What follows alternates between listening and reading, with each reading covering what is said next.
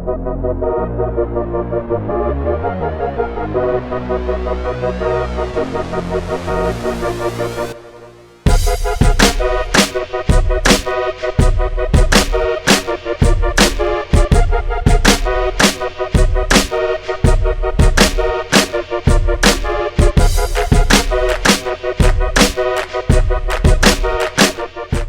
what's up everyone? This is your man E, the R&B Hip-Hop Rockstar, aka DJ E Boogie, and we are back for a third installment of the Falcon and Winter Soldier Review, Episode 3. That's right, we're on Episode 3 right now. We are halfway through the season, and I gotta say, like I always say, just as intense and action-packed as the first two episodes.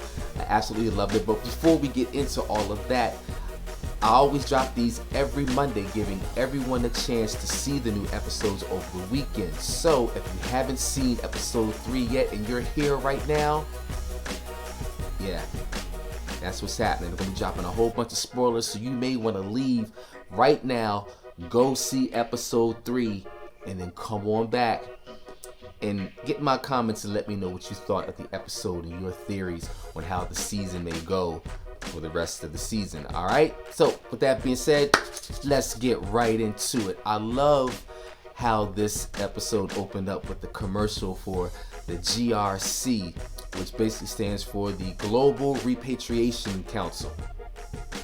Try saying that 3 times fast, right?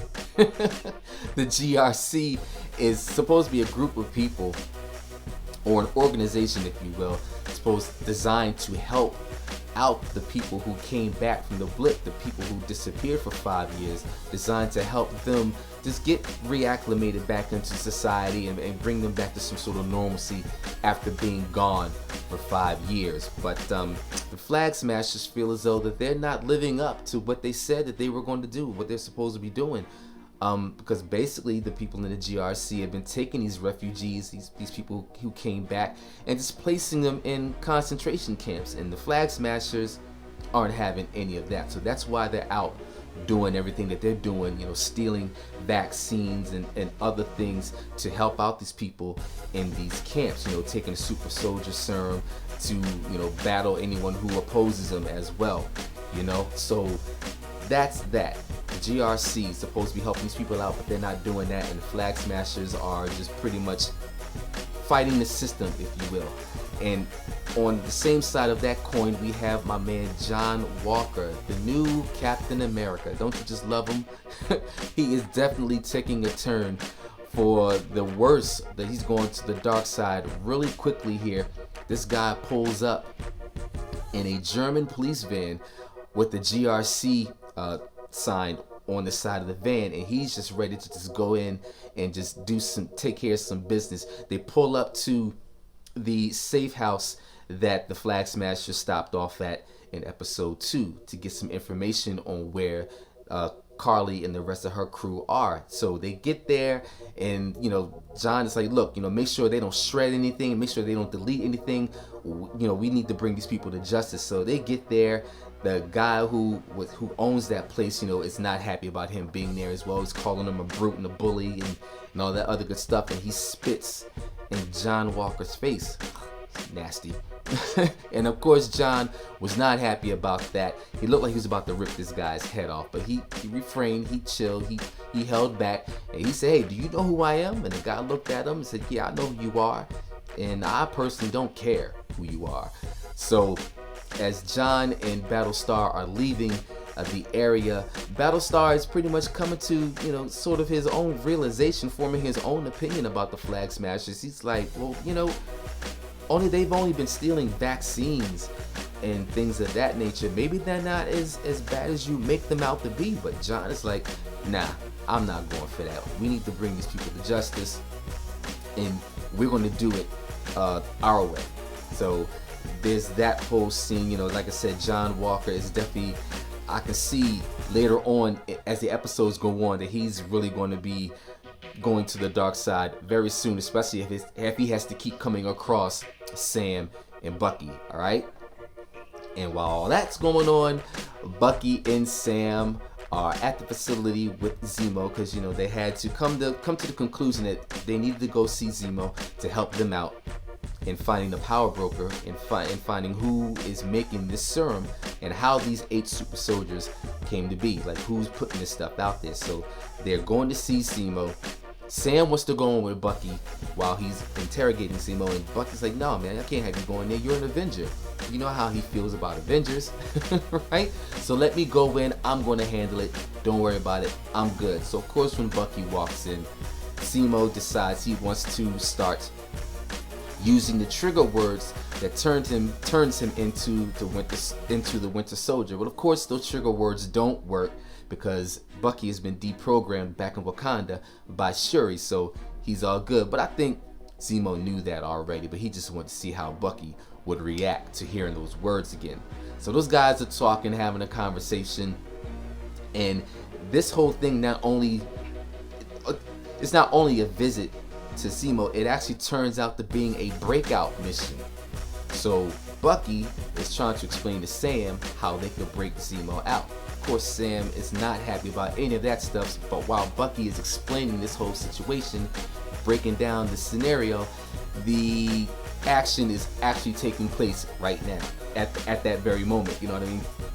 Zemo is going through everything that Bucky's talking about. Zemo is actually doing it to break out of prison. So by the time Bucky finishes up with the story, Zemo is walking in the room with him and Sam is like, wait, what is going on? What are you doing here? And that sort of thing.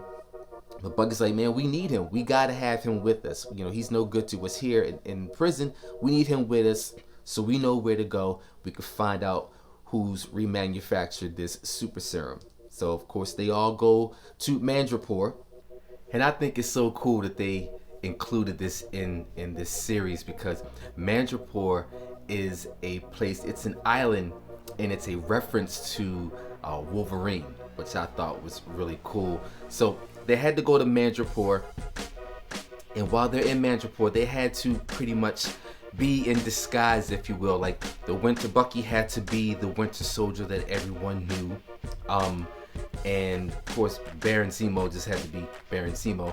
But Sam, he had to be an individual by the name of the Smiling Tiger. His real name is Conrad Mack, but he's called the Smiling Tiger, a villain out and who was very heavy in Madripoor. So they had to go in, and they went to this place called the Princess Bar. Again, all X-Men, Wolverine related references, which I thought was really cool. So they go into the Princess Bar, they walk in, they see the Winter Soldier, and everyone's like, oh man, they're kind of whispering amongst themselves that he's there, and Baron Zemo's like, look, whatever you do, stay in character. Don't break character, no matter what. So they go there and everything, and they ask to see the power broker, and they look like, who the hell is that? And so Baron Zemo's like, well look, I want to see who's in charge. I want to talk to someone who's in charge. Whoever's in charge, I want to talk to them.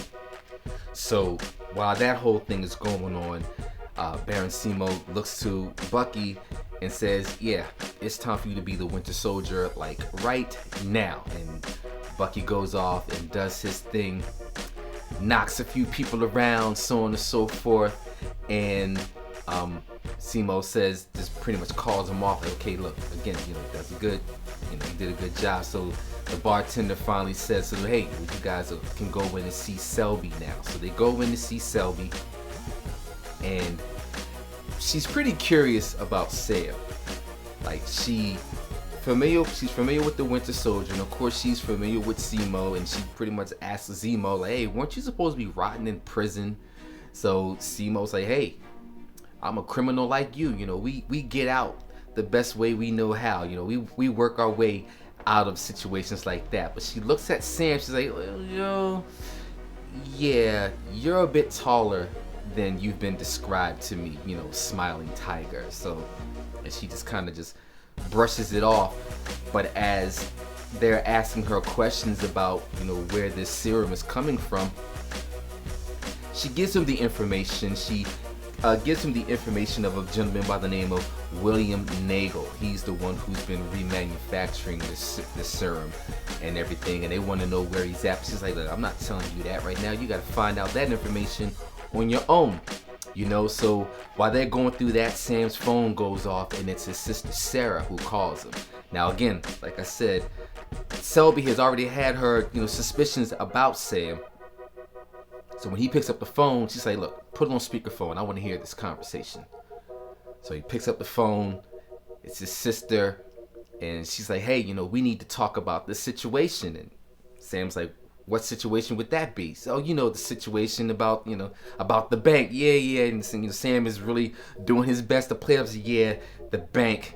Yeah, we funneled so much money through there. You know what I'm saying? So he's trying to stay in character. But of course, like any television show or movie or whatever, the plan always has to fall apart. It's not going to be dramatic enough if the plan doesn't fall apart. And of course, lo and behold, the plan falls apart because his sister winds up calling him Sam. And Selby hears it, and she's like, Sam? Who's Sam? She's like, kill them all. Right? As soon as she gave the order to kill them all, Selby catches a bullet right in the chest from a mysterious sniper. And that was that. So now that Selby is dead and the word gets out that she's dead, Sam, Bucky, and Zemo, they have a big bounty on their head. So now they're wanted men for killing Selby, or so people think. So now they have to get out of Madripoor and everything without being killed, because again, there's a big ass bounty on their head. And while they're trying to get out of this situation, they have a bit of a guardian angel to help them out, because they're pretty much cornered. Like, there's no way that they're going to get out of there alive. But their guardian angel, capped off a few people to help them out of this situation. And that person came out of the shadows, and it just happened to be my girl, Sharon Carter. Remember Sharon from the Winter Soldier Civil War saga? Yep. So the fact that Selby got killed just minutes before you see Sharon, one may draw the conclusion that Sharon had a little bit to do with that. But we won't know. Gotta continue to watch the show, right? But Sharon has become an enemy of the state ever since the Civil War saga, and she's been living in Madripoor ever since, because if she goes back to the States, she could be arrested, while everyone else got pardoned, after the Endgame and Infinity War situation. Everyone got pardoned, Bucky got pardoned, and so on and so forth, and everyone else as well. But Sharon didn't, which caused her to flee the States so that she wouldn't be arrested. So she's been living in Madripoor ever since. She's been making a pretty good living for herself. Let me tell you one thing, Sharon is a complete badass in this episode. When they go to see William Nagel and talk to him about the serum and how he come to be able to remanufacture the serum, Sharon is outside dealing with the bounty hunters, the people who are coming to kill them off because of what they did, or what they think they did to Selby. And let me tell you, she's handling these dudes like nobody's business. Sheer a la Black Widow-ish, if you will. Great job. So while she's doing all of that, they're interrogating William Nagel. He's explaining how that when he disappeared, he actually came up with a, I guess he was trying to repurpose or reconstruct the serum. When he came up with a way to do that, just as he came up with a way to do that, the blip happened and he disappeared for 5 years. He was one of those people, and when he came back, I guess they pretty much didn't need that anymore, and he was contacted by the power broker to continue his work and his research on the serum. So that's how he wound up in Madripoor. So while Sarah is outside dealing with the killers who are coming to kill them for what happened to Selby, the fellas are still inside interrogating William Nagel. And when Sam asks Nagel if there was any more of the serum left in the lab, he says no. And just as he says no, Sarah comes in telling them that they need to get the hell up out of there.